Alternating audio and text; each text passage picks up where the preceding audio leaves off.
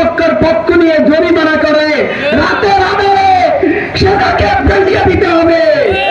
যদি না মানতে পারেন, সত্যভাবে মোকাবেলা করতে পারেন, আগামী দিনে সহ্য করে ইসলামী আন্দোলনের কোন অস্তিত্ব থাকবে না।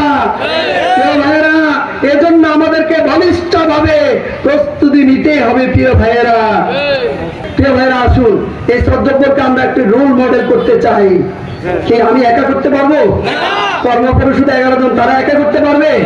প্রিয় ভাইয়েরা, আমরা সম্মিলিত ভাবে এই সদ্যপরকে একটি দখল মুক্ত, চাঁদা মুক্ত, টেন্ডার মুক্ত, সালিশ বাণিজ্য, নারী দর্শনকারী, জুয়া আস্তানা, ক্যাসিনোর আস্তানা ভেঙে দিতে চাই আমরা ইনশাআল্লাহ। আপনাদের প্রত্যেককে ধন্যবাদ, মোবারকবাদ জানাচ্ছি। কষ্ট করে আমাদের মেহমান বিন্দু সময় দিয়েছে, আপনারা প্রত্যেককে কথা শুনেছেন, এজন্য আপনাদেরকে মোবারকবাদ জানিয়ে আজকের প্রোগ্রামের কার্যক্রম এখানে শেষ করতে চাই।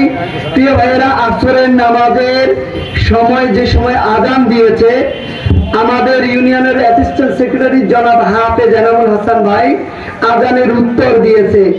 আপনাদেরকে অনেকে প্রশ্ন করতে পারে আযান চলাকালীন বক্তব্য দেওয়া যায় কি না, উত্তর কি দিতে পারবেন আপনারা? ইনশাআল্লাহ। ফিতনা ছড়ানোর মতো অনেক লোক আছে, সব ফিতনা থেকে দূরে থাকতে হবে।